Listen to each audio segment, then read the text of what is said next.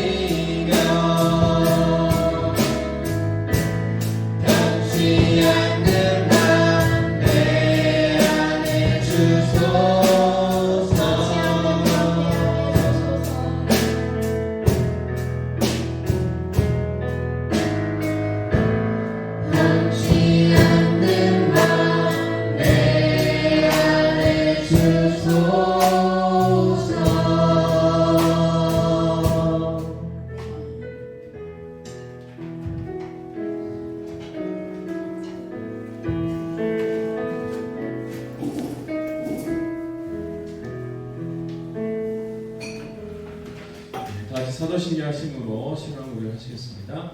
전능하사 천지를 만드신 하나님 아버지를 내가 믿사오며 그의 아들 우리 주 예수 그리스도를 믿사오니 그는 성령을 귀하사 그 능력을 내게 하시고 본디오 빌라도에게 하나님을 하사 십자가에 못 박혀 죽이시고 한 사람 뒤 사흘 만에 죽은 자 가운데서 다시 살아나시며 하늘에 오사 전능하신 하나님 편한 자에 계시다가 걸려서 산자와 죽은 자를 심판하러 오시리라. 성령을 믿사오며 거룩한 공의와 성령을 하는 것과 죄를 사하여 주시는 것과 몸이 다시 사는 것과 영원히 사는 것을 믿사옵나이다. 아멘. 찬송가 23장 찬송하시겠습니다.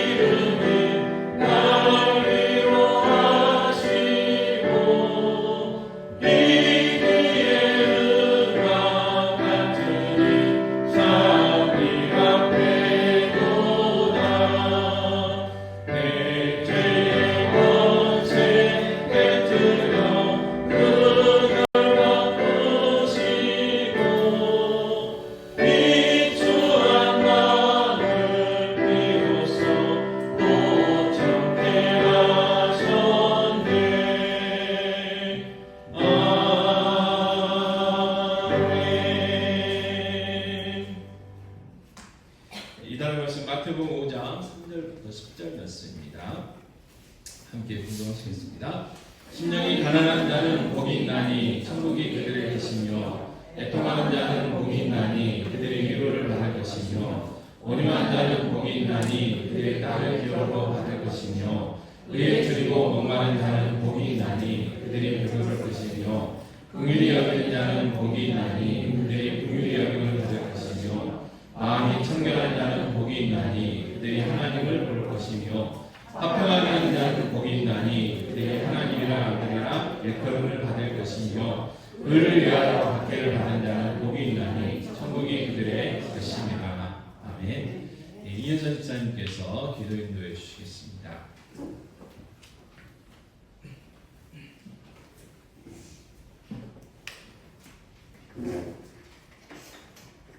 사랑해 주님 감사합니다. 한 주간도 하나님께서 저희를 또 구하여 주셨다가 이렇게 귀한 날 하나님 앞에 산제사로 하나님께 예배드리게 하여 주시니 하나님을 감사합니다. 또 한 주간들을 또 되돌아볼 때 하나님 앞에 아름답지 못한 것들 이 시간 하나님 앞에 고백합니다. 하나님 용서하시고 하나님의 자녀로서 날마다 환경 가운데 또 삶의 터전 가운데 저희들을 연단하시고 날마다 하나님의 또 자녀됨을 드러내기를 원하시는 하나님의 그 사랑에 너무나도 감사드리며 또 자녀로서의 삶을 또 살지 못하는 하나님께 고백합니다. 그러나 내일은 더 나은 믿음으로 하나님께 표현할 수 있는 믿음이 될 수 있도록 하나님 축복하여 주시길 간절히 바라고 합니다. 세상은 너무나도 혼란스럽고 또 전쟁으로 인해서 많은 또 목숨들이 또 죽음으로 가는 길목에 또 서 있고 많은 또 죄로 인해서 많은 생명들이 또 가는 걸 봅니다. 얼마나 인간이 또 나약하고 연약한 존재라는 것을 알게 하시니 너무나도 감사합니다. 하나님의 은혜가 아니면 하나님의 말씀이 아니면 살아갈 수 없음을 또 고백합니다. 또 인생의 주인 되신 하나님께 날마다 구하며 또 삶 가운데 날마다 역사하시는 그 하나님의 아름다운 또 계획들을 보면서 날마다 기쁨과 즐거움으로 하나님을 의지하며 하나님께 날마다 기도합니다. 저희 삶들이 또 하나님의 자녀로서 더 아름답게 하루하루 또 믿음이 성장해 나갈 수 있도록 하나님 축복하여 주시길 간절히 바라고 합니다. 또 하나님의 기쁨이 되게 하시고 날마다 하나님의 말씀하시는 음성을 또 집중할 수 있는 저희들의 삶이 되게 하여 주셔서 날마다 하나님께서 부어주시는 그 아름다운 은혜로 날마다 기쁨과 즐거움으로 하나님께 감사할 수 있는 삶이 될 수 있도록 하나님 축복하여 주시옵소서. 하나님 주님의 뜻과 승리 가운데 귀한 전을 세우시고 또 이 전을 통하여서 영광 받으시기를 원하시는 하나님, 저희들의 또 이 재단이 너무나도 재정이 또 부족한 가운데 있습니다. 저희들은 부족할지라도 채우시는 그 하나님의 은혜를 날마다 사모합니다. 또 열어가시는 하나님의 그 은혜를 날마다 갈망합니다. 하나님 열어주시옵시고 또 많은 일꾼들을 허락하여 주셔서 이 재단을 통하여서 하나님의 영광들이 드러날 수 있도록 하나님 축복하여 주시옵시길 간절히 바라옵나이다. 또 복의 통로로서 역할을 잘 감당할 수 있는 재단이 될 수 있게 하시고 이 재단을 통하여서 하나님의 사랑이 또 차고 넘쳐서 나누고 베풀고 차고 넘쳐서 또 믿음의 아름다운 또 전도가 일어날 수 있도록 하나님 역사하여 주시옵시길 간절히 바라옵나이다. 또 500리의 역사가 일어나는 교회가 될 수 있도록 하나님 축복하여 주시옵소서. 우리도 귀한 목사님을 통하여서 하나님의 그 아름다운 사역들이 하나님 보시기에 또 아름답고 많은 또 은사들을 허락하여 주셔서 하나님의 또 사역들에 또 부족함이 없도록 채우시고 하나님 역사하여 주시옵소서. 하나님 또 질병으로 또 고통 가운데 있는 성도들이 있습니다. 하나님 찾아가 주셔서 그 고난 가운데 찾아오시는 하나님을 만나는 귀한 시간이 되게 하나님 도와주셔서 또 그 시간이 아버지여 기쁨이 되게 하시고 하나님께 집중할 수 있는 귀한 시간들이 되게 하여 주셔서 또 하나님의 한눈 부어주시는 그 은혜를 맛볼 수 있는 귀한 시간들이 될 수 있도록 하나님 축복하여 주셔서 하나님 작은 또 성김들을 하시는 우리 교사님들과 여러 또 아름다운 손길들이 있습니다. 하나님 복의 복을 더하시고 은혜를 더하여 주셔서 날마다 하나님의 그 한없는 축복을 누리는 귀한 또 삶을 살 수 있도록 하나님 축복하여 주시옵소서. 이 시간 또 귀한 말씀을 통하여서 하나님 한없는 은혜의 시간이 되게 하시고 성령님 임재하여 주셔서 또 임재의 또 그 경험을 하는 귀한 시간이 되게 하여 주셔서 저희들의 삶이 변화되게 하시고 가정이 변화되게 하시고 내 자신이 변화되는 귀한 시간들이 되게 하여 주셔서 또 삶의 날마다 역사하시는 그 하나님의 손길을 경험할 수 있는 귀한 예배가 될 수 있도록 하나님 축복하여 주시옵소서. 이 시간 이 예배를 받아주시길 간절히 바라고나며 사랑이 많으신 예수님의 이름으로 기도드립니다. 아멘.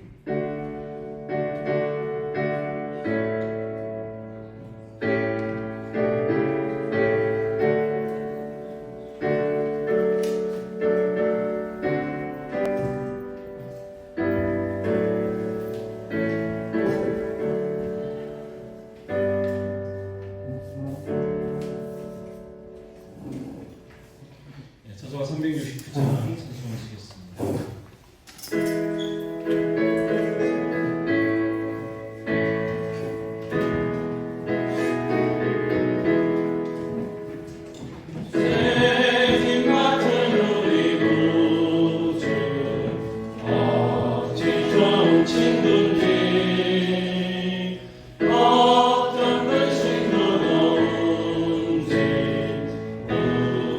주께 맡기세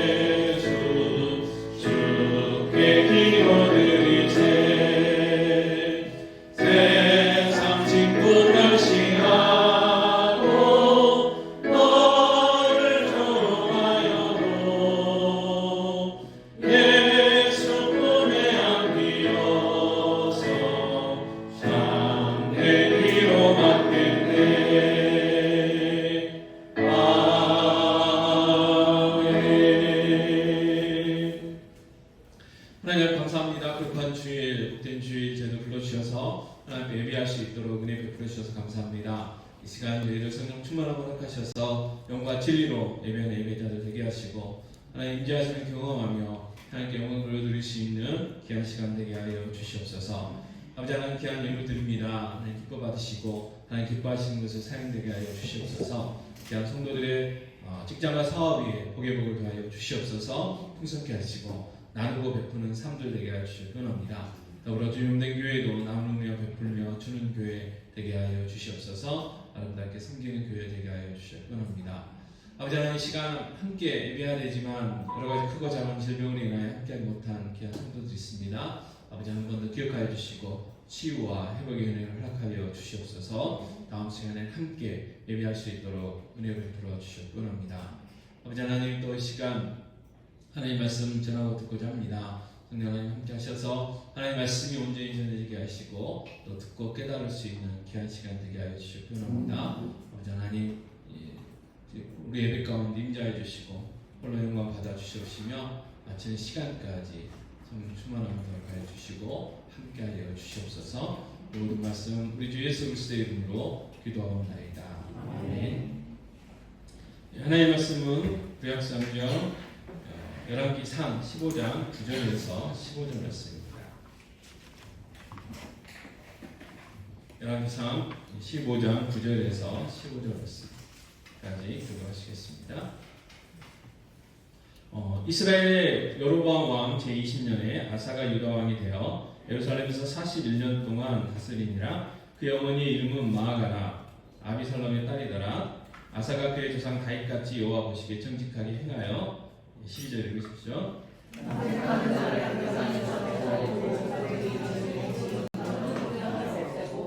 또 그의 어머니 마아가가 혐오스러운 아세라 상을 만들었으므로 태우의 일을 패하고 그 우상을 찍어 기드론 시내가에서 불살랐으나 사람이 없애지 아니하라. 그러나 아사야 왕이 평생에 여호와 앞에 헌신하였으며. 같이 읽겠습니다. 그가 그의 아버지가 순결한 것과 자기가 순결한 것을 여호와의 성전에 만들어 드렸으니 곧 은과 금과 그릇을 받아라. 아멘. 자, 오늘 본문에 나오는 왕은 아사 왕입니다. 아사 왕은 아비야의 아들이었습니다. 여기에는 아비야 이렇게 나와 있는데, 그리고 여로보암, 그러니까 분열 왕국의 초대 왕이었던 여로보암의 손자가 되고, 그리고 솔로몬 왕이 증손자가 되고요. 그다음에 다윗 왕에 있어서는 고손자가 됩니다. 이스라엘 나라를 크게 통일왕국, 분열왕국으로 나누게 되죠. 그래서 사울 왕, 그 다음에 다윗 왕, 솔로몬 왕, 그래서 40년, 120년의 기간을 통일왕국 우리가 이제 그렇게 부르고 있고, 그 다음에 이제 솔로몬 왕 이후에 여로보암과 그 다음에 르호보암에 의해서 북쪽 이스라엘, 남쪽 유다의 로 나누어지게 되죠. 그래서 이 남쪽 유다의 초대 왕이 르호보암이었고 북쪽 이스라엘의 왕이 이제 여로보암이었죠. 그래서 남쪽 유다 왕이든 북쪽 이스라엘 왕이든 그 왕들을 이제 평가하는데 선한 왕, 악한 왕 이렇게 평가를 하는데 그 기준이 다윗 왕이었죠. 그래서 다윗 왕처럼 행하면 선한 왕이라 이렇게 일컬었고, 이 다윗 왕이 가는 길이 아닌 다른 길을 가게 되면 악한 왕이다, 그런 이제 기준을 이제 가지게 됩니다. 아비야는 3년 동안 이제 왕으로 있었습니다. 근데 아사는 41년 동안 왕으로 있었다, 그렇게 이야기합니다. 그러면서 이 아사 왕은 드디어 할아버지였던 르호보암 그리고 아버지였던 아비야와 다르게 이 고조 할아버지 다윗 왕이 가는 길을 갔다, 이렇게 이제 평가를 합니다. 그게 11절이죠. 그래서 15장 11절에 보면 아사가 그의 조상 다윗같이 여호와 보시기에 정직하게 행하여라고 이야기합니다. 그래서 이 왕을 평가할 때 뭐 군사력이 셌다든지 아니면 외교가 뭐 셌다든지 뭐 그걸로 평가하는 게 아니고 정말 다윗 왕처럼 하나님 앞에서 정직하게 살았냐 살지 못했느냐 그것 가지고 평가를 한다는 거예요. 이게 하나님의 기준입니다. 자, 우리도 마찬가지입니다. 우리가 이 땅 살아갈 때요, 어떤 기준으로 우리를 평가할 거냐, 어떤 사람이 예수님을 잘 섬기고 이 땅에서 하나님의 자녀로서 성공한 삶을 살 거냐, 돈이 많을 거냐, 뭐 자녀들이 막 이렇게 출세할 거냐, 아니면 건강이냐, 그거 아니라는 거죠. 다윗 왕처럼 정말 하나님 앞에 정직하게 살아가는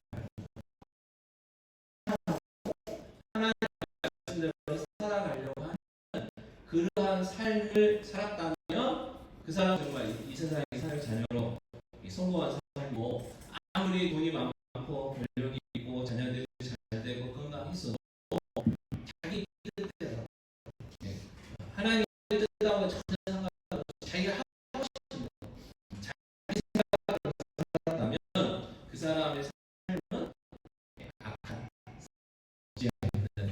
그러한 삶이라는 것을 다시 한번 저희들이 생각하게 됩니다. 자, 그러면 구체적으로 어떻게 다윗처럼 살았는가 그 내용들이 좀 나오죠. 12절에 보면 이렇게 되는데 10절 말씀 다시 한번 같이 읽겠습니다. 12절입니다. 남색하는 자를 쫓아내고 그의 조상들이 우상을 없애고 그랬어요. 남색하는 자 동성녀죠. 자, 일단 이 당시에 종교가 너무너무 타락했습니다. 이스라엘은 신전일체죠. 정치하고 종교가 하나에 하나. 그래서 우리는 헌법이라는 게 따로 있어요. 그죠? 그래서 이 대한민국 사람이라면 헌법에 의해서 살아야 돼요. 그러나 우리는 또 하나의 법이 있습니다. 성경이라는 하나님의 법이 있어요. 그래서 우리는 헌법이라는 그 대한민국의 국민으로서 그 법에 의해서 맞춰서 살아야 되고 또 우리는 성경이라는 하나님의 법에 의해서 살아야 돼요. 근데 이스라엘 백성들은 그 법이 필요 없었어요. 법은 딱 하나예요. 하나의 말씀, 율법. 그래서 그 율법을 요약해 놓은 게 십계명이죠. 그래서 십계명이 기준이 돼서 그 십계명대로 살면 됐습니다. 그래서 이 신전일치 사였는데 이 종교가 너무 타락했어요. 그래서 이 우상 섬기는 것들이 너무 많이 들어와가지고 우상들의 특징 중에 뭐냐면 그 신전에 그 신전을 섬기는 그 사람들, 이 남자도 있었고 여자도 있었어요. 그래서 이 우상들의 가장 큰 특징 중에 하나는 그 신전에서 섬기는 남자와 그 여자들. 그러니까 어떻게 보면 그들도 어떻게 보면 신녀, 그렇게 신남 그렇게 부를 수 있었겠죠. 그래서 자기들이 섬기는 그 우상들에게 가장 잘 섬기는 방법 중에 하나가 신전에서 일하고 있는 그 남자와 여자들과 성적인 관계를 가지면 그게 자기 신들을 잘 섬기는 거다. 이제 그런 생각을 했죠. 그래서 그게 너무 유혹이었죠. 그래서 성경이 하나님의 백성들이 가나안 땅에 들어가면서 그 바알과 특별히 이제 아세라로 대비되는 그 우상들을 받아들일 때 그 못된 것들까지 다 받아들였어요. 그래서 지금 이 남색하는 자가 바로 남창들이죠. 그래서 그것들을 다 쫓아냈어요. 다 쫓아냈고 그리고 그 자기 아버지 르호보암 때, 아버지 아비암 때 한 온갖 우상들이 다 있었는데 그 우상들도 다 없앴던 사람이 누구냐? 아사왕이었다. 왜요? 신은 딱 한 분, 하나님 한 분밖에 없기 때문에 그래요. 다른 건 다 우상이고 다른 건 다 가짜이기 때문에 싹 없애는 일을 이제 했던 것이죠. 자, 13절에는 또 놀라운 일이 일어납니다. 열왕기상 15장 13절 우리가 정신없이 읽었지만 다시 한번 읽어보면 같이 읽겠습니다. 또 그의 어머니 마아가가 혐오스러운 아셀의 상을 만들었으므로 태우에 율행하고 그 우상을 찍어 기드론 시냇가에 불살랐으나 이렇게 이야기합니다. 자, 그의 어머니 마아가가 나오는데요. 자, 열왕기상 15장 2절에는 마아가가 또 나옵니다. 자, 예루살렘에서 3년 동안 다스리니라 아비하며 그리고 그의 어머니 이름은 마아가요 아비살롬의 딸이다라 그랬어요. 자, 아비암의 어머니도 마아가고 아사의 어머니도 마아가라 이렇게 기록되어 있어요. 그래서 그 당시에 이제 그 배경들을 보면 이 어머니라는 단어가 이 일정관계인 어머니만 의미하는 게 아니고 그 조부모, 손자를 의미하는 단어예요. 아버지도 그렇고 또 아들이라는 단어는 꼭 일정관계 그 아들에 의해 직계 아들만 의미하는 게 아니고 손자들, 자손이라는 의미로 동일한 단어들이 쓰였다는 거예요. 그래서 여기서 말하는 어머니 마아가는 할머니죠, 할머니. 아사왕의 할머니. 근데 할머니라고 정도 되면 우리나라 이씨 조선 같은 데 보면 대왕 대비잖아요. 그러니까 왕의 어머니의 어머니니까 할머니니까 얼마나 왕궁의 어르신으로서 굉장히 힘이 세겠어요. 근데 이 아사가 그 할머니를 폐위시켰어요. 이유는 다른 게 아니에요. 우상을 섬겼다고. 아세라상을 섬겼다는 그 이유 하나 때문에 폐위를 시켰어요. 그만큼 강력하게 지금 우상을 없애는 이제 그런 일들을 아사가 하고 있었죠. 자, 이 말씀은요, 주님의 말씀이 생각나게 합니다. 마태복음 10장 36장 38절 말씀을 보면, 자, 사람의 원수가 자기 집안 식구리라 아버지나 어머니를 나보다 더 사랑하는 자는 내게 합당하지 아니하고 아들이나 딸을 나보다 더 사랑하는 자도 내게 합당하지 아니하며 또 자기 십자가를 지고 나를 따르지 않는 자도 내게 합당하지 아니하니라 그랬어요.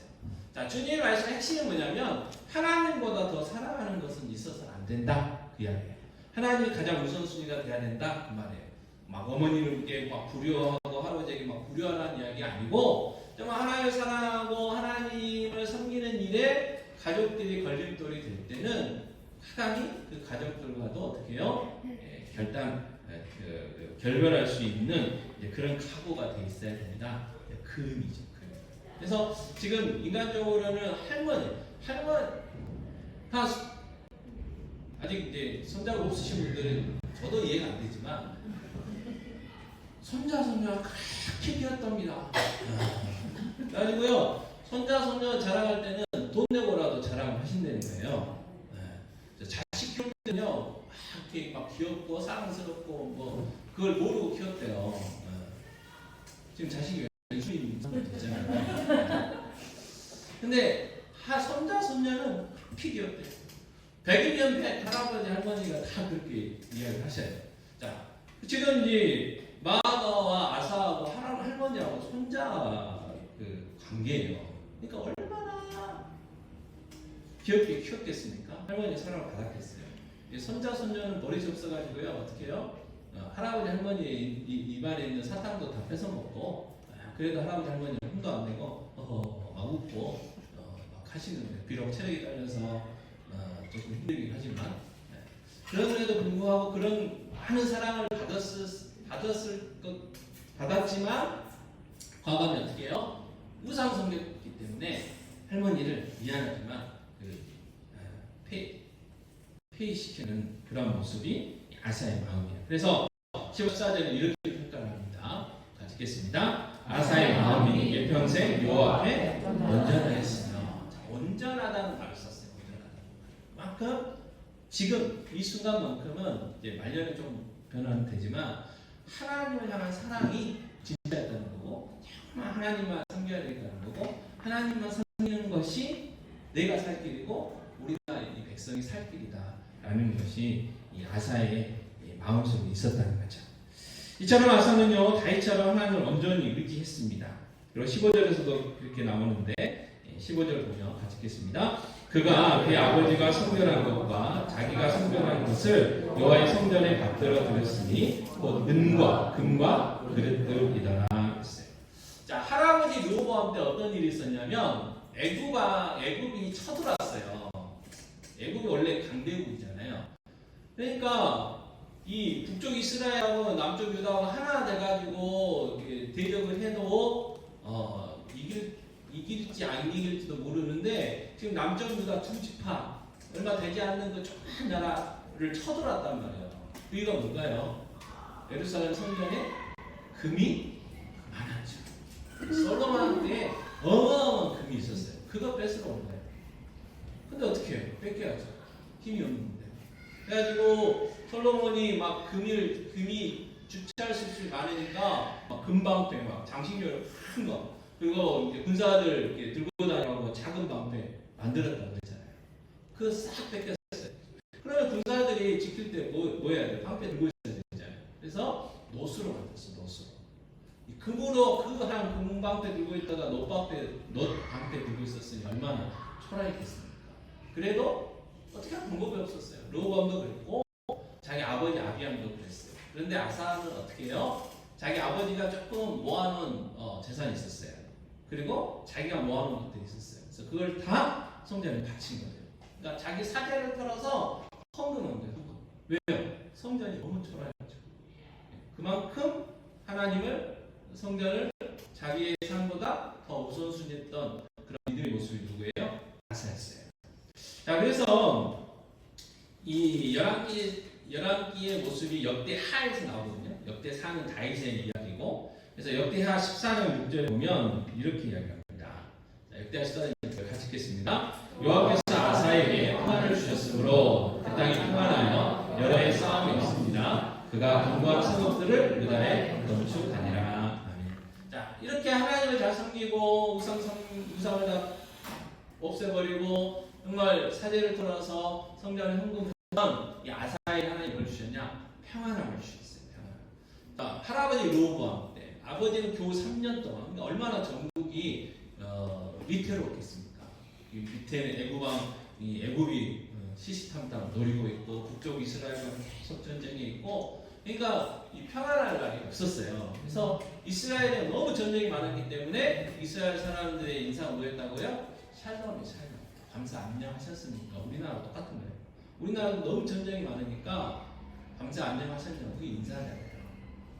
그래서 샬롬이라는 인사가 거기서 나온 거예요. 근데 하나님께서 어떤 복을 주셨어요? 평안의 복을 주셨어요. 평안의 복. 자, 우리가 그러잖아요. 우리의 가정이, 내가 좀 안정이 돼야 주위 사람들이 보이기 시작하는 거예요. 그 원일을 할 수 있어요. 근데 지금 이제 평안이 주니까, 전쟁 위협으로부터 딱 벗어나니까 이제 건축 같은 거를 이제 하게 되는 거예요. 보수를 하게 되고 필요한 것들을 할 수 있게 되죠. 자, 역대하 14장 7절은 또 이렇게 이야기합니다.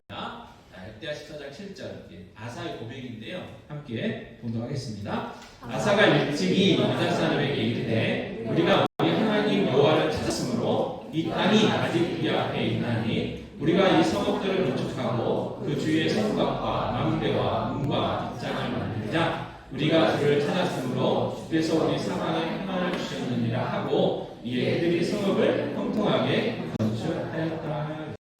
자, 반복되는 단어가 있습니다. 여호와를 찾았으므로라는 단어가 반복되고 있어요. 자, 아사가 그렇게 했잖아요. 아사가 하나님만 온전히 섬겼어요. 그랬더니 백성들이 동일하게 우상을 버리고 그들도 아사 왕을 따라서 하나님을 찾았죠. 하나님을 찾았다는 거예요. 하나님 앞에 가서 제사하고 하나님 앞에 기도하고 하나님의 말씀대로 살아가려고 이렇게 노력했다는 거예요. 그랬더니 하나님이 평안함을 주셨다. 이 평안함은 우리가 하나님께 온전히 서니까 하나님이 주신 거다. 내가 한 것도 아니고 하나님의 은혜고 하나님의 선물이다. 지금 이렇게 고백을 하는 거예요. 자, 그러면 아사가 여기서만 이렇게 멈췄느냐? 아니에요. 14장 8절에 보면 이렇게 성경이 이어집니다. 자, 아사의 군대는 유다 중에서 큰 방패와 창을 잡는 자가 30만 명이요 베냐민 중에서 작은 방패를 잡으며 활을 당기는 자가 28만 명이라 그들은 다 큰 용사였더라 그랬어요. 자, 30만 28만 명, 그러니까 58만 명의 군대를 조성을 해요. 왜? 유비무환이라고 대비를 하는 거죠. 어쨌든 지금 남쪽에는 유다가, 북쪽에는 이스라엘이기 때문에 지금은 평안하지만 언제 어느 때 전쟁이 일어날 줄 모르잖아요. 그러니까 그때를 대비해서 열심히 이제 군사를 이제 키우고 있는 거예요. 자, 우리가 하나님 은혜로 삽니다. 이건 정확한 진실이에요. 하나님의 은혜가 없으면 한순간 우리 살아갈 수가 없어요. 그런데 하나님께서 우리에게 원하시는 건 뭐냐면 하나님이 모든 은혜를 우리에게 주시지만 우리도 우리 스스로 하나님 앞에서 겸비하고 우리가 해야 할 일은 최선을 다하라는 것이 하나님의 뜻이에요. 자, 학생들이 공부를 하고요. 학생들이 참 힘든 게 뭐예요? 시험.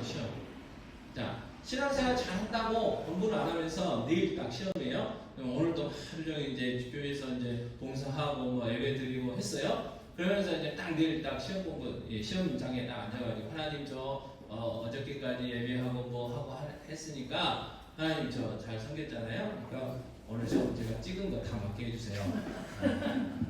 그러면 과연 하나님이 찍은 거 맞게 해주시겠냐 그 말이에요. 최선을 다해야죠.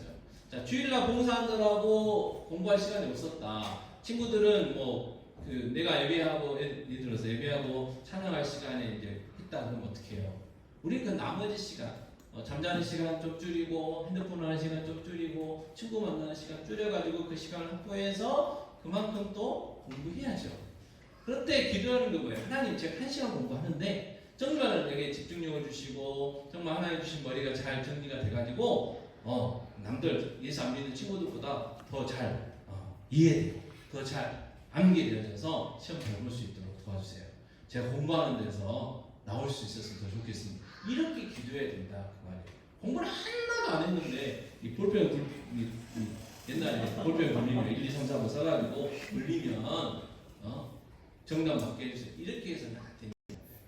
뭔가 해놓고 제가 여기까지밖에 못했는데 하나님 그래도 은혜 베푸셔서 제가 공부하는 데서 시험 나왔으면 좋겠습니다. 그러면 하나님도 그렇게 하실 수가 있는 거죠. 그러니까 예전에 계속해서 말씀드렸지만 원정영 박사님이라고 그분이 공부를 못했대요. 근데 어느 날 어머니가 거지를 데려왔어요. 그래가지고 목욕을 시켜라 해서 목욕 시킨 게 아니고 때를 벗겨냈대요. 그분 표현이 그래요. 그래서 정말 그 어려운 가운데도 어머니 말씀에 순종해서 그렇게 했더니 하나님이 은혜를 주셨는데 뭘 주셨어요? 한번 공부한 것은 머리에 입력이 돼가지고 쭉 생각이 나더라고요. 그래가지고 공부를 했더니 막 시험 시간에 이게 공부한 거는 몇 페이지, 몇째 줄에 일단 보이는 거예요. 그래서 정답을 적었다는 거예요. 그래서 다른 건 거의 다 90점, 100점 맞았는데 수학은 점수가 안 좋았어요. 왜요? 수학책을 아무리 입력을 시켜도 수학은 그대로 안 나와요. 수학책 그대로 문제가 안 나온단 말이에요. 응용해서 나오지. 그래서 다음에 이제 열심히 공부해가지고 서울대 가시고 미국 유학 가시고 해가지고 우리나라 암의 그 권위자가 되셨다는 거 아니에요? 그래서 그런 은혜를 주시지만 그렇지 않다는 거예요. 그래서 아사가 어떻게 해요? 최선을 다했어요. 최선. 우리도 마찬가지예요. 우리가 우리가 하는 일에 최선을 다해야 된다는 거예요. 우리가 할 수 있는 일들을 다 해야 된다는 거죠. 자, 이 정도 되면 어떻게 해요? 이제 진짜 이렇게 잘 먹고 잘 살아야 되잖아요. 북쪽 이스라엘과 너희들 보니까 하나님 함께 하시고 우리가 잘못된 것 같다. 우리 합하자. 네가 왕 되고 나는 신하는 될란다. 뭐 그렇게 되는데 아니었어요. 에레미야 14장 9절 말씀 읽겠습니다.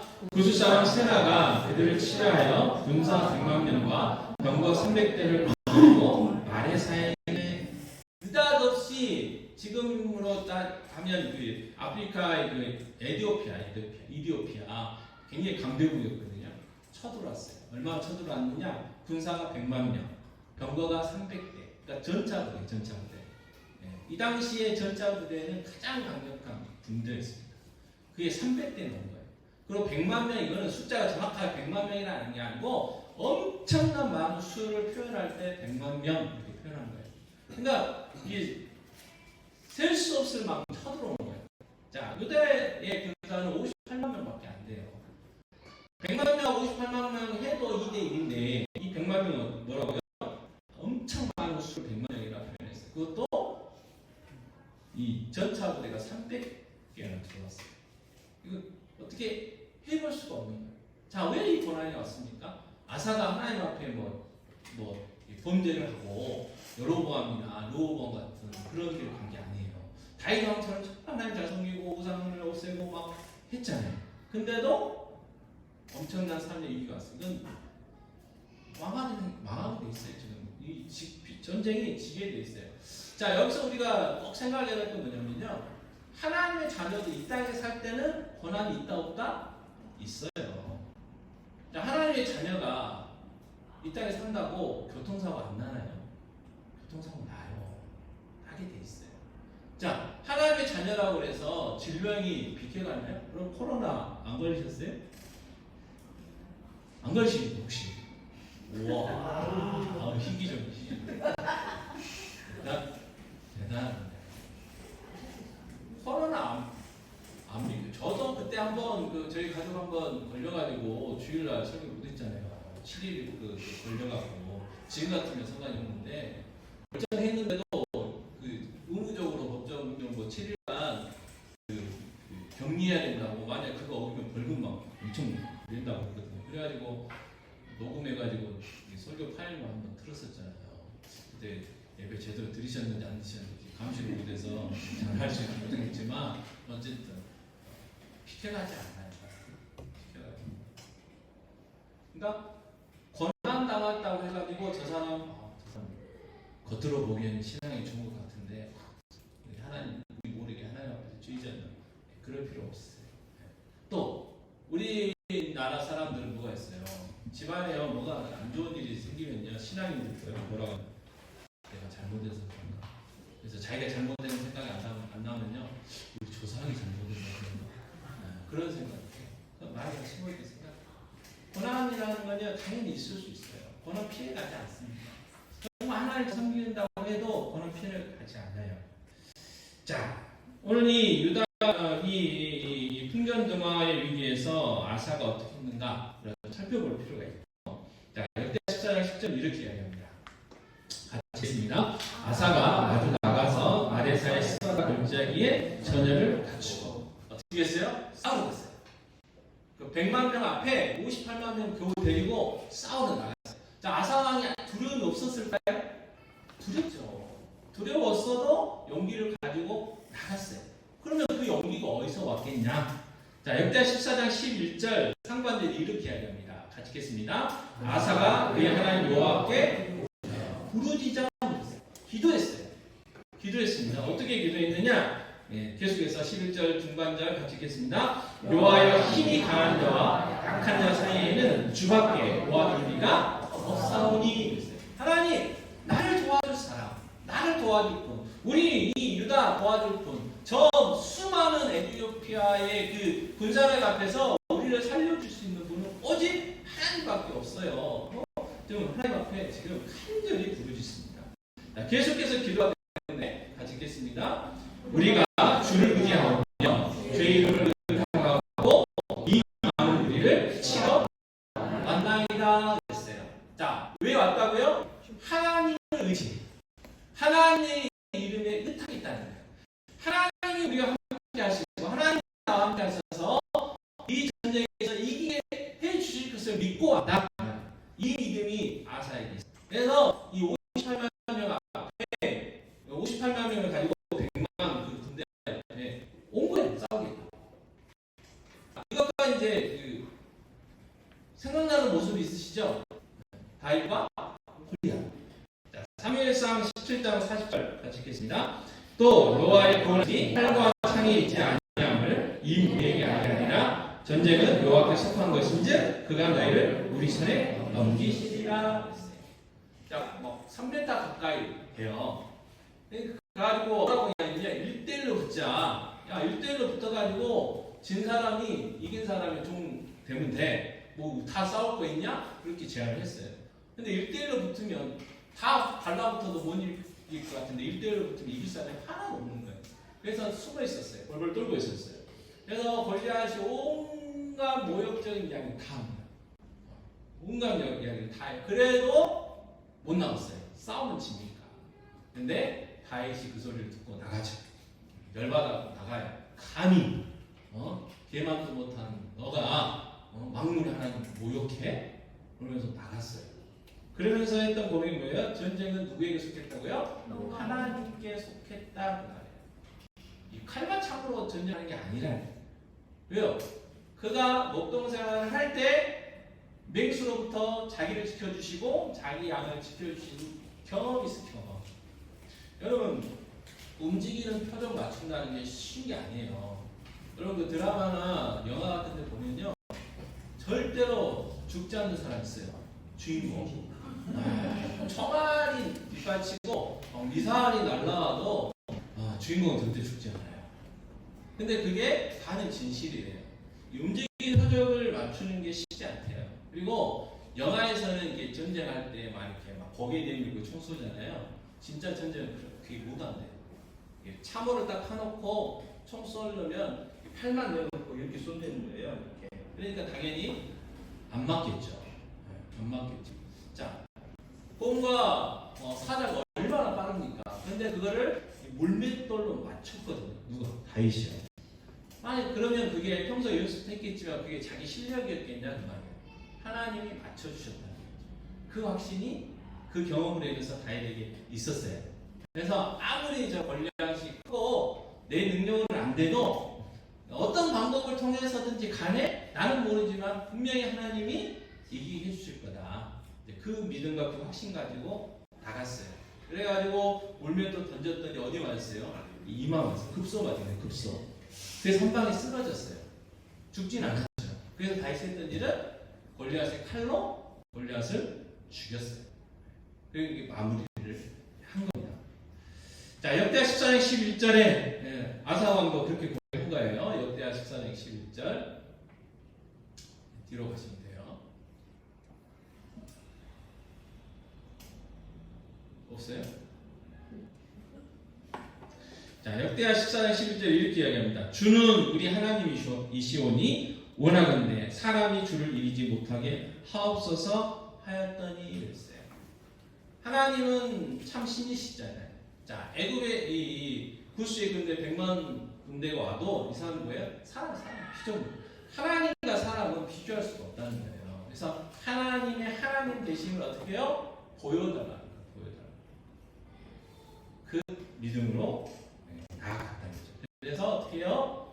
58만 명 가지고 100만 군대 앞에 나갈 수가 있었습니다. 자, 시편 20편 7절을 이렇게 이야기합니다. 시편 20편 7절 같이 읽겠습니다. 어떤 사람은 병거, 어떤 사람은 말을 의지하나 우리는 여호와 우리 하나님의 이름을 자랑하리로다. 자, 보통 사람들은요 병거를 의지해요. 전쟁에서 당연히 그렇죠. 또 고대 전쟁에서 말이 굉장히 중요합니다. 그래서 말을 의지했어요. 그래서 애굽이 말을 잘 키웠어요. 훌륭한 말이 많아요. 그래서 말을 막 수출하고 했잖아요. 그러나 하나님의 사람은 어떻게 한다고요? 우리 하나님의 이름을 자랑한다. 하나님을 의지한다. 자, 아사는 하나님을 의지했어요. 다윗도 하나님을 의지했죠. 자, 그러면 우리는 누구를 의지합니까? 그거를. 자, 우리의 삶 가운데 위기가 왔을 때, 우리의 가정의 위기가 왔을 때, 우리의 사회의 위기가 왔을 때, 내가 보이는 어떤 그 반응을 보면 내가 누구를 의지하고 있는지 알 수가 있어요. 여러분, 예수 믿는 것 중에 큰 특징 중에 하나가 뭐냐면 희락, 기쁨. 세상이 줄 수 없는 기쁨이 있거든요. 근데 많은 우리가 위기를 당하다 보면 기쁨이 사라질 때가 있어요. 그럼 그 기쁨이 언제 사라지는지 한번 생각을 해보세요. 우리의 삶 가운데 통장이 빵원 찍혔을 때 기쁨이 사라졌는가? 아니면 친구가 사라졌을 때 기쁨이 사라졌는가? 자식들이 속썩일 때 기쁨이 사라졌는가? 아니면 내 몸에 질병이 들었을 때 기쁨이 사라졌는가? 이 기쁨은요, 그 무엇으로도 빼앗길 수 없다고 그랬어요. 근데 우리의 삶 가운데 위기가 닥쳤을 때 기쁨이 사라졌다. 그 말은 솔직하게 우리가 인정해야 될 게 뭐냐면 하나님을 의지했던 게 아니고 다른 것을 의지했기 때문이다. 우리는 인정할 필요가 있죠. 그러나 아사는, 다윗은 누구를 의지했어요? 하나님만 의지했다는 거죠. 자, 하나님 앞에 기도했더니 하나님이 그 기도 응답하시죠. 그래서 14장 12절에 이렇게 이야기합니다. 자, 여호와께서 구스 사람들을 아사와 유다 사람들 앞에서 뭐 한다고요? 치시니 그랬어요. 치시니. 그랬더니 구스 사람들이 어떻게 했다고요? 도망하는지라 그랬어요. 자, 하나님 어떻게 치셨는지 구체적으로 나오시지 않아요. 성경 곳에 보면 때로는 우박으로, 천둥으로 또는 자기들끼리 서로 죽이기도 하시고 뭐 여러 가지 방법들을 동원하셨지만 여기 나오진 않지만 어쨌든 하나님이 치셨다는 거예요. 그러니까 이 도망간 구스 사람들 입장에서는 야, 이거는 유다 저 아사왕의 능력이 아니고 아사왕이 승리는 하나님의 능력이다. 우리 안 된다. 이거 신과 우리가 어떻게 싸우겠냐. 도망가자. 이제 그렇게 했다는 거죠. 자, 이어지는 13절 이렇게 이야기합니다. 자, 아사와 그에 함께한 백성이 구스 사람들을 추격하여 그랄까지 이르매 이에 구스 사람들이 엎드러지고 살아남은 자가 없었으니 이는 여호와 앞에서와 그의 군대 앞에서 패망하였으니라. 노력한 물건이 매우 많았더라 그랬어요. 자, 살아남은 자가 없었어요. 하나님이 그냥 정리를 하시니까 그 수많은 100만 무사들이 없어진 거예요. 자, 하나님이 홍해를 가르치자 어떻게 했어요? 이스라엘 백성들은 무사히 건넜고 홍해를 덮으시자 어떻게 했어요? 그 이스라엘 백성들을 다 죽이려고 추격했던 그 모든 애굽의 전차 부대가 물에 다 수장했죠. 다시는 쫓아오지 않았어요. 다시는 그 이스라엘 백성들을 이어가지 못했어요. 이게 하나님의 능력이라는 거죠. 아사 같은 건 뭐예요? 58만 명의 군사를 데리고 전리품 걷었어요. 그 사람들이 다 갖고 와서 먹고 마시고 하려고 했던 거. 그리고 이 군대라는 것들이 북쪽 이디오피아에서 남쪽 유다까지 올 때 그냥 완전히 왔겠어요. 그냥 지나는 곳마다 힘센이가 그냥 이것저것 빼앗아 왔겠죠. 그거 다 놓고 사라졌어요. 그러니까 그것들 가지고 그 거두 가지고 예루살렘으로 돌아오게 되는 거죠. 그래서 오늘 아사의 모습을 보면서 우리가 꼭 기억해야 될 말씀이 있는데 시편 34편 19절 같이 읽겠습니다. 의인은 고난이 많으나 여호와께서 그의 모든 고난에서 건지시는도다. 고난이 없다고 절대 이야기하지 않았습니다. 여러분. 고난 있어요. 네, 똑같이 교통사고도 나고 똑같이 꼭 여러분 안 당해야 되는데 보이스피싱 당할 수도 있어요. 우리가. 그리고 사학도 만날 수도 있습니다. 질병 걸릴 수도 있어요. 자식이 속 썩이죠. 그리고 가장 큰 게 이제 친구의 배신이 있을 수도 있고 또 그러면 안 되는데 사랑하는 남편이나 아내가 또 자꾸 나를 무시하고 속 썩일 수도 있죠. 예수 안 믿는다고 그런 일들이 없을 수 없는 거예요. 그러니까 예수님이 잘 믿는 나라에 어떻게 해요? 전쟁이 있을 수 있어요. 그러나 중요한 게 뭐예요? 하나님께서 그 모든 고난에서 어쩐다고요? 건져주신다. 건져주신다. 이 믿음이 우리에게 필요합니다. 그래야 두려워하지 않고 용기 있는 삶 그리고 승리의 삶을 살 수 있어요. 그래서 우리가 고난이 닥쳤을 때 반드시 기억해야 될 것. 하나님이 건져주실 거다. 그래서 우리가 고난이 닥쳤을 때 기도해야 될 건 뭐냐면 하나님 왜 나에게 이런 고난 주셨어요? 아니 내가 하나님 어떻게 잘생겼는데 왜 이렇게 주셔요? 그런 원망의 기도가 아니고 하나님 어떻게 건져주실 건가요? 하나님 견딜 수 있는 믿음을 주세요. 그런 기도를 해야 된다는 거예요. 그래서 원망하지 말고 있을 수 있다는 거 꼭 기억해야 되고 그러나 하나님이 도와주시고 건져주신다는 거 그거 하나 확신해야 되고 또 하나는 뭐예요? 야고보서 5장 16절에 보면 야고보서 5장 16절 같이 읽겠습니다. 의인의 간구는 역사하는 힘이 크니라. 자, 한번 다시 한번 읽어보겠습니다. 시작. 의인의 간구는 역사하는 힘이 크니라. 엘리사가요. 죽기 전에 왕 불러다가 화살 이렇게 해라 그랬더니 겨우 3번 두드렸어요. 그랬더니 겨우 그거밖에 안 했냐 아쉬워했단 말이에요. 믿음만큼 커야죠. 다시 읽겠습니다. 시작. 의인의 간구는 역사하는 힘이 크니라.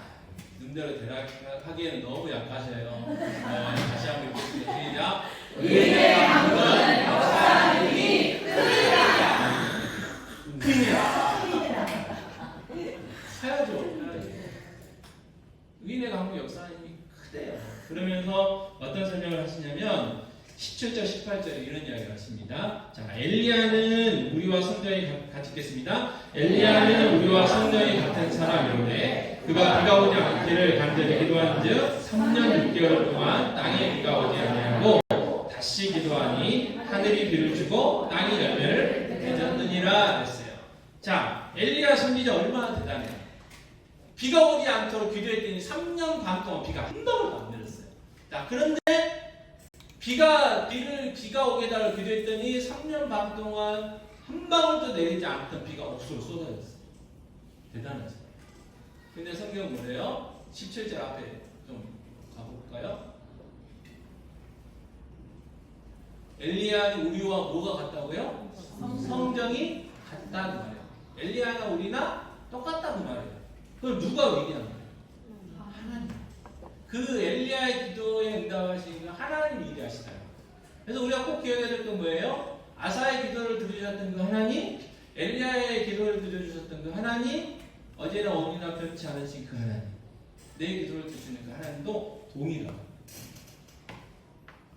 우리는 이 믿음이 있어요.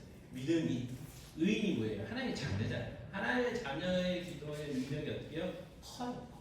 엄청나게 커요. 우리가 생각하는 것보다 더 커요. 그래서 우리가 고난에 닥쳤을 때 어떻게 해야 돼요? 기도해야 돼요. 자, 에레미야 33장 3절 우리가 좋아하는 말씀인데요. 같이 읽겠습니다. 너는 내게 부르짖으라 내가 내게 대답하겠고 내가 알지 못하는 크고 은밀한 일을 내게 보이리라 했어요. 크고 은밀한 일. 무슨 이야기예요?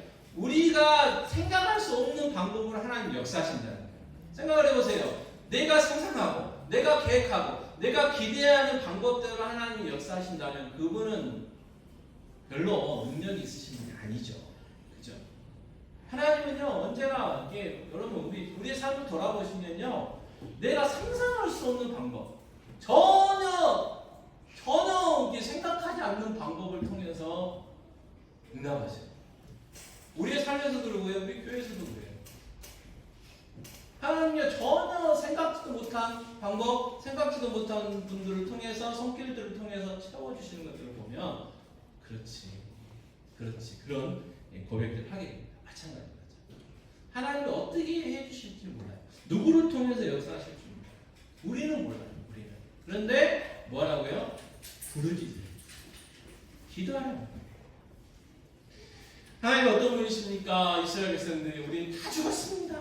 모세 앞에 놓고 죽일 데가 없어가지고 이 삭막한 사막에서 우리를 죽이려고 데리고 나왔냐 막 원망하고 할 때 하나님 어떻게 하셨어요? 홍해를 갈랐어요. 바다를 갈라서 길을 내셨어요. 자, 예수님의 제자들이요 컨셉으로 폭풍 때문에 막 씨름하고 힘들어하고 이제 죽었나보다 했을 때 주님 오셨는데 어디로 오셨어요? 물 위를 걸어서 오셨어요. 물 위를. 지금 같으면 뭐 헬리콥터 타고 드론 타고 오셨을지 모르겠지만 그때는 드론도 없었고 헬리콥터도 비행기 낙하산도 없었어요. 그래서 어디로 오셨다고요? 물 위를 걸어서 오셨어요. 전혀 상상할 수 없는. 그래서 귀신인 줄 알고 깜짝 놀랐잖아요. 우리가 생각할 수 없는, 생각하지도 못하는 방법으로 하셔요. 그래서 그분은 누구시냐? 자, 마태복음 19장 26절 같이 읽겠습니다. 예수께서 그들을 보시며 이르시되 사람으로는 할 수 없으나 하나님으로서는 다 하실 수 있느니라. 다 하실 수 있대요. 이걸 우리가 뭐라고 이야기하냐면 전능이라고. 전능. 우리 하나님 누구시라고요? 전능하신 분이죠. 그리고 전지하신. 그래서 내 상황을 어떻게 해요? 다 알고 계세요. 내 감정도요? 다 알고 계세요. 그 하나님 뭐라고 했냐면 부르짖으세요. 그냥 알아서 해주면 좋은데 그렇게 하시지 않았어요. 왜? 알아서 해주면 교만해질까 봐. 부르짖으세요. 그것도 언제까지요? 하나님의 때까지. 하나님이 정하신 그 때까지. 그게 일주일일 수도 있고 한 달일 수도 있고 1년일 수도 있고요 10년일 수도 있고요 때로는 평생일 수 있어요. 그러나 하나님의 때가 되면 반드시 이루어진다는 거죠. 고린도전서 1장 25절은 또 이렇게 이야기합니다. 같이 읽겠습니다. 하나님의 어리석음이 사람보다 지혜롭고 하나님의 약하심이 사람보다 강하니라고 했어요. 우리는 이 전능하고 전지하신 하나님의 겸손이 인정해 드려야 돼요. 여러분 우리가 아무리 IQ가 200, 300 돼가지고 세상 사람들 뭐 모든 것들이 발 아래 있고 모든 것들 다 아는 것 같을지라도 멍청해요. 그 머리 좋은 사람들이 이 지도자가 돼갖고 운영하고 있는 이 세상이 얼마나 복잡합니까? 엄청 복잡해요. 복잡합니다. 그러나 하나님의 그 지혜를 우리는 인정할 필요가 있어요. 그래서 어떻게 해요? 겸손하게 기도해야 돼요. 자, 그렇습니다. 위기의 때 우리는 어떻게 해야 된다고요? 기도해야 됩니다. 그래서 시편 32편 6절에 이렇게 이야기합니다. 같이 읽겠습니다. 이로 말미암아 모든 경건한 자는 주를 만날 기회를 얻어서 주께 기도할지라. 진실로 홍수가 범람할지라도 그에게 미치지 못하리이다. 아멘. 그래서 여러분 위기의 이 뜻은요 위험하다라는 뜻도 포함되어 있지만 기회라는 뜻도 포함되어 있어요. 그래서 우리의 삶에 위기가 닥쳤다, 고난이 닥쳤다 이 말은 하나님의 능력을 경험할 수 있는 뭐라고요? 기회예요. 기회. 하나님의 하나님 되심을 드러낼 수 있는 기회, 하나님의 영광을 나타낼 수 있는 기회가 되는 기회. 그래서 그 기회를 어떻게 우리는 붙들어야죠. 손용해야죠. 어떻게 해요? 기도합니다. 하나님께서 지켜주실 걸 믿고 기도해야 돼요. 하나님께서 건져주실 것을 믿고 기도해야 된다는 거예요. 그래서 빌립보서 4장 6절 7절에 이렇게 이야기합니다. 같이 읽겠습니다. 아무것도 염려하지 말고 다만 모든 일에 기도와 간구로 너희 구할 것을 감사함으로 하나님께 아뢰라. 그리하면 모든 지각에 뛰어난 하나님의 평강이 그리스도 예수 안에서 너희 마음과 생각을 지키시리라. 앞에 6절 보여주세요. 자, 아무것도 염려하지 말라고요. 염려 안 될 수 없죠. 이 말은 뭐예요? 내 염려라는 거는 내가 감당할 수 없으니까 염려가 되는 거잖아요. 내가 감당할 수 있으면 염려할 필요가 없죠. 아니, 자녀가 가서 사고 쳤어요. 가지고 먹을 게 견적이 1,000만 원 나왔어요. 근데 내 통장 2,000만 원이 있다. 걱정할 거 없잖아요. 근데 1,000만 원이 나왔는데 내 통장이 이제 100만 원밖에 없다. 이제 염려가 되는 거예요. 900만 원 계속 구할 건가? 아무리 내가 염려해도 그 문제가, 염려는 내가 내 능력으로 감당이 안 돼서 염려이기 때문에 내가 염려한다고 염려가 해결돼야 안 돼요? 안 돼요. 그러니까 어떻게 해요? 기도하라는 거예요. 그러면 전능하시고 전지하신 하나님이 해결해 주시겠다고 그러시잖아요. 그래서 모든 일에 기도와 간구로 하나님 앞에 아뢰는데 뭐하는 물어요? 감사함으로. 왜요? 하나님이 해결해 주실 거니까. 해결해 주실 거예요. 이게 믿음이죠. 그래서 우리가 기도해야 돼요. 그래서 기도하지 않는 사람이 어떤 사람이냐? 믿음이 없는 사람이라고 표현할 수 있지만 교만한 사람이에요. 교만한 사람. 기도하지 않고도 자기의 힘과 능력으로 살아갈 수 있다고 생각하기 때문에 기도하지 않는 거예요. 여러분 왜 자녀들을 위해서 기도하지 않아요? 내 능력으로, 내 힘으로 우리 자녀들 잘 키울 수 있다고 생각하기 때문에 기도 안 해요. 내 직장과 사업을 위해서 왜 기도 안 해요? 내 지혜로, 내 능력으로, 내 인간관계로 얼마든지 직장에서도 그리고 사업도 다 할 수 있다고 생각하니까 기도하지 않는 거예요. 그러니까 교만한 거죠. 하나님 누굴 싫어하세요? 교만한 사람 싫어하세요. 교만한 사람은 반드시 무너뜨리세요. 느부갓네살 왕이 야, 내가 이 모든 것들을 이루었구나 했을 때 한 7년 동안 동물처럼 진행하셨어요. 동물처럼. 그래가지고 7년 동안 동물처럼 살다가 깨달았죠. 그때 이 모든 것들이 다 하나님이란 분이 주셨구나. 그러니까 다시 돌아오게 되죠. 하나님은 반드시 교만한 사람을 심판하시죠. 그래서 기도하지 않는 사람은 뭐예요? 교만한 사람이에요. 하나님의 자녀는 하나님의 힘으로 사는 사람입니다. 그래서 잠언 21장 31절 같이 읽겠습니다. 싸울 날을 위하여 마병을 얘기하거니와 이김은 여호와께 있다. 자, 아사왕이 58만 명이라는 자기가 할 수 있는 최대의 군사들을 훈련시키고 세웠어요. 근데 싸움의 승패는 누구에게 있어요? 하나님. 자, 아사가 막 능력이 있어가지고 구스가 100만 명 왔다. 자기가 200만 명을 준비했다. 그래도 그 전쟁은 하나님 이기시지 않으면 그 얘들이 많이 있잖아요. 가나안 정복할 때 아이성, 아이 같은 조그만 섬, 그 아이는 아니지만 어쨌든 3,000명만 보내고 이길 수 있어. 보냈다가 졌어요. 왜요? 싸움은 하나님 때문에. 우리 인생의 삶도 마찬가지라는 거죠. 우리 인생의 삶, 내 삶, 내 자녀들의 삶, 그 모든 것들, 우리 교회의 모든 것들이 다 누구에게 있다고요? 하나님의 손에 있어요. 이김은 하나님께 있어요. 그러니까 우리는 기도해야 돼요. 자, 마지막 히브리서 4장 16절 같이 읽겠습니다. 그러므로 우리는 국민하심을 받고 때를 따라 돕는 은혜를 얻기 위하여 은혜의 보좌 앞에 담대히 나아갈 것입니다. 한 번 더요. 그러므로 우리는 국민하심을 받고 때를 따라 돕는 은혜를 얻기 위하여 은혜의 보좌 앞에 담대히 나아갈 것입니다. 아멘. 하나님의 은혜가 아니면 한순간도 살 수 없는 존재가 저와 여러분입니다. 기억하세요. 그래서 하나님의 은혜를 늘 구해야 돼요. 날마다 구해야 돼요. 특별히 하루를 시작하기 전에 하나님의 보좌 앞에 나가서 오늘의 은혜를 구해야 돼요. 어제의 은혜는 어제로 끝났어요. 오늘은 오늘의 하나님의 은혜가 필요합니다. 그래서 하나님의 은혜를 구해야 돼요. 그래야 승리의 삶을 살아갈 수가 있어요. 여러분 마귀가 얼마나 불안합니까? 영적인 존재잖아요. 아담과 하와도 꼬셔가지고 범죄하게 만든 존재예요. 마귀가 우리를 막 우는 사자처럼 어떻게 하면 저것을 신앙을 못하게 할까? 어떻게 하면 교회를 다니는데 별로를 묻는 사람을 만들까? 오히려 교회에 걸림돌이 되게 만들까? 수시로 한단 말이에요. 수시로. 날마다.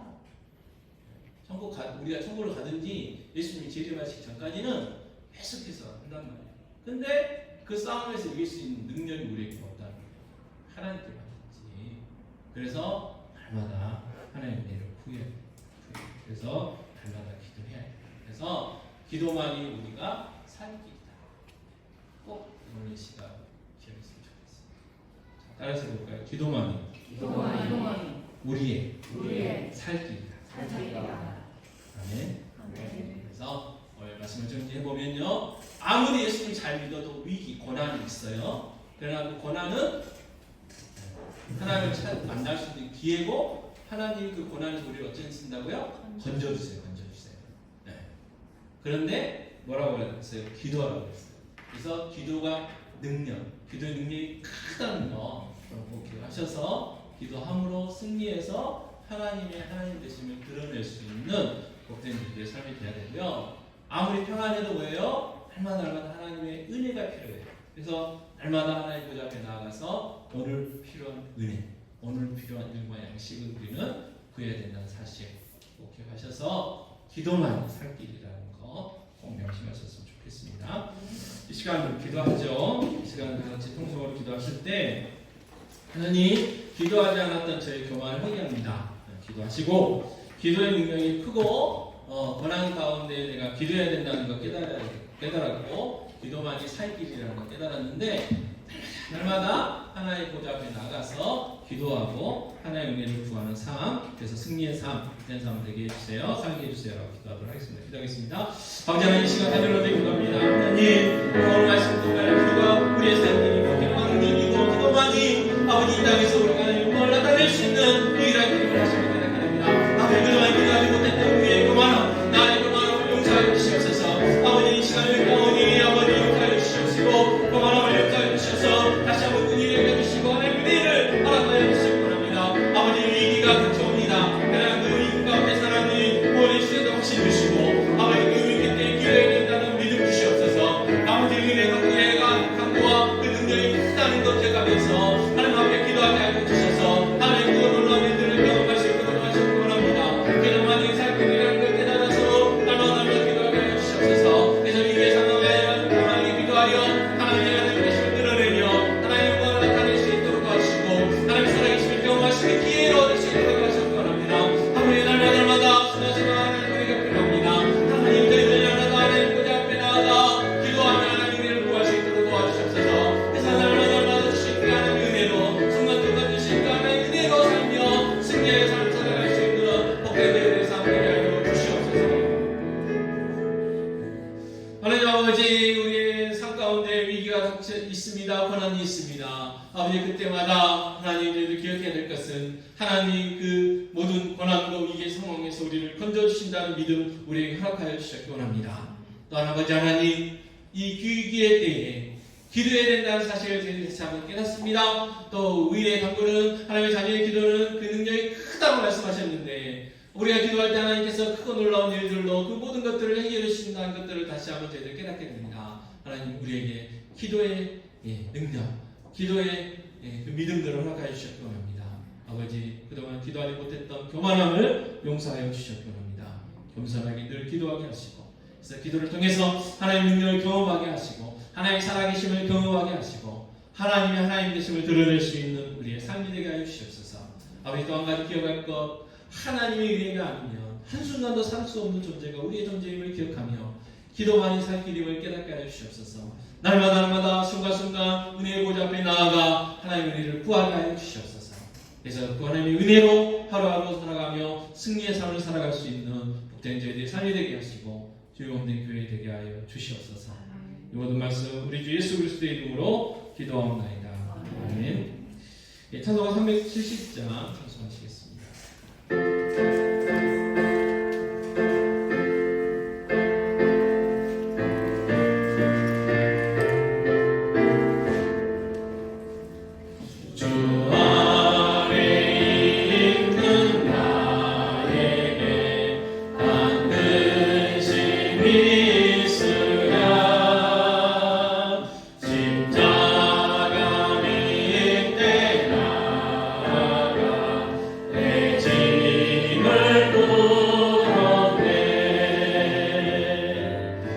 주님을 찬송하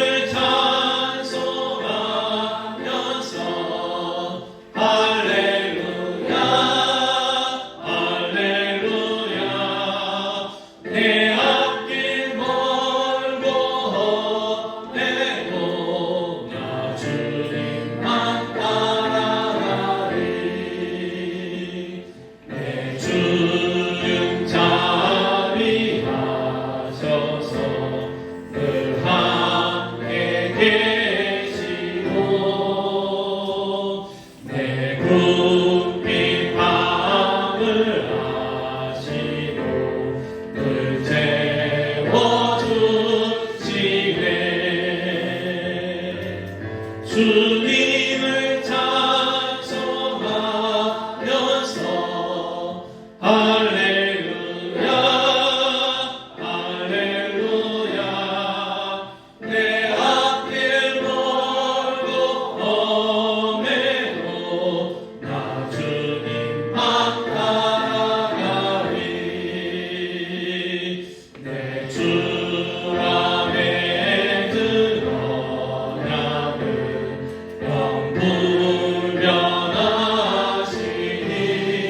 영불변하시니 그 나라 가기까지는 늘 보호하시네 주님을 찬송하면서 할렐루야 할렐루야 내 앞길 멀고 험해도 나 주님만 따라가리 요한은 내게 복을 주시고 너를 지키시기를 원하며 요한은 그의 얼굴을 내게 비추사 은혜 베푸시기를 원하며 요한은 그 얼굴을 내게로 향하여 드사 평강 주시기를 원하노라. 지금은 우리 주 예수 그리스도의 은혜와 하나님 아버지의 무한 만하신 사랑하심과 보혜사 되신 성령님의 인도하심 교통하심 함께하심이 월모에 대한 귀한 성도들 머리머리 위에 그들의 가정, 직장, 사업 위에 자녀들 위에 한우들 위에 고사함 위에 이제와 영원토록 함께 있을지어다. 아멘.